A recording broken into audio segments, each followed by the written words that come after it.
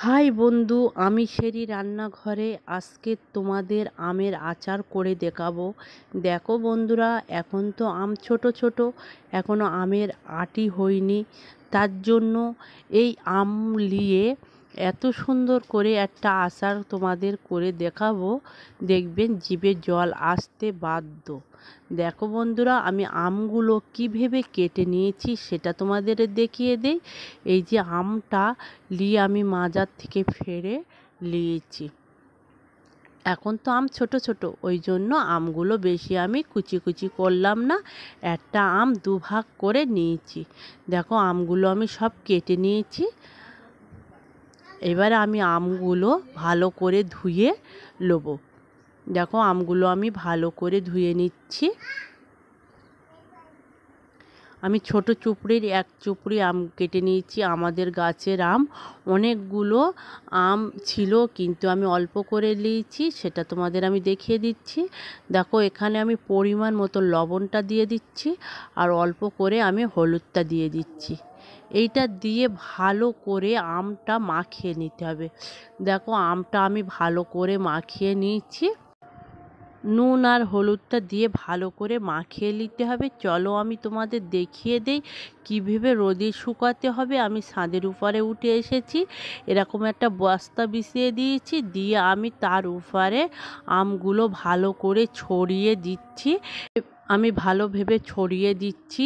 এখন আমি 5-6 ঘন্টা রোদে রেখে দেবো। দেখো আমি বস্তায় আমগুলো একটা একটা করে দিয়েছি, যেন ভালোভাবে রোদটা লাগে তার জন্য। দেখো আমি বিকেলবেলা উঠে এসেছি ছাদে, দেখেছি আমার আমটা অনেকটাই গায়ের পানি মরে গিয়েছে আর অনেকটাই শুকনো হয়ে গিয়েছে। তাহলে বন্ধুরা চলো তোমাদের দেখিয়ে দেই কীভাবে আমের আচারটা করতে হবে সেটা। এখন আমি আমগুলো ভালোভাবে সরো করে নিয়ে নিচেই চলে যাচ্ছি। আমি কড়াটা বসিয়ে দিয়েছি, কড়াটা ভালোভাবে গরম হয়ে গেলে কিছুটা সাদা তেল আমি দিয়ে দিচ্ছি। দেখো তেলটা একটু হালকা গরম হয়ে গেলে এখানে আমি কিছুটা 5 ফোড়ন দিয়ে দেবো। 5 ফোড়নটা দিয়ে দেখবেন যেন 5 ফোড়নটা পুড়ে না যায়, সেদিকে খেয়াল রাখতে হবে। পুড়ে যাবার আগে আমগুলো দিয়ে দিতে হবে, দিয়ে ভালো করে ভাজতে হবে। আমগুলো সময় নিয়ে তেলে ভাজবেন, তাহলে দেখবেন আমের আচারটা সুন্দর হবে। এই জায়গাগুলো খেয়াল করতে হবে, কোন জায়গাগুলো কিভাবে করলে ভালো হয়। এই জায়গাটায় আমের আচারটা করতে গেলে ভালো করে তেলে ভেজে নিতে হবে, তাহলে দেখা যায় আমের আচারটা অনেক দিন রেখে দিলে কিছুই হয় না। দেখো আমার খেজুরের রস ছিল, সেটা তোমাদের দেখিয়ে দিচ্ছি। এই খেজুরের রস দিয়ে আমি আমের আচারটা করব।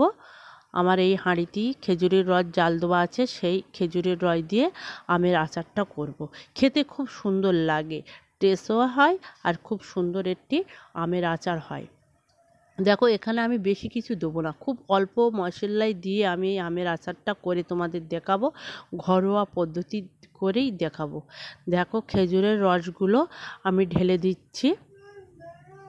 যদিও এখন খেজুরের রস শীতের সময় হয়, গরমে পাওয়া যায় না, কিন্তু আমাদের গাছের খেজুরের রস আমরা আগে জাল দিয়ে রেখে দিয়েছিলাম, সেটাই তোমাদের দেখিয়ে দিচ্ছি। সেই খেজুরের রস দিয়ে আমি করছি।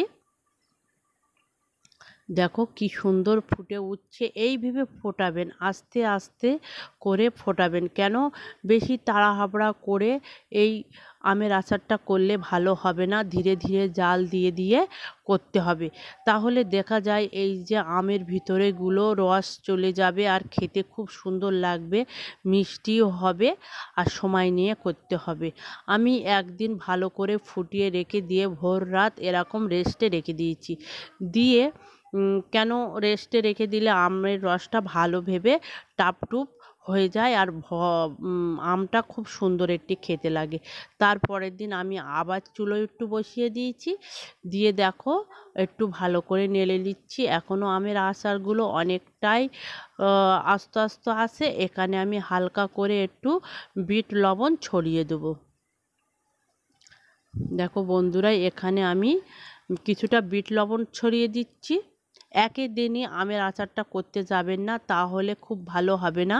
সময় নিয়ে আস্তে আস্তে জাল দিয়ে আমের যে রসটা থাকবে পুরো মেরে দিতে হবে, একদম আটো আটো করতে হবে, তাহলে খেতে খুব ভালো লাগবে আর অনেক দিন তোমরা রেখে দিতে পারবে। তোমরা এই আমের আচারটা চিনি দিয়েও করতে পারেন, আর এইভাবে করলে অনেক দিন তোমরা রেখে দিতে পারবেন।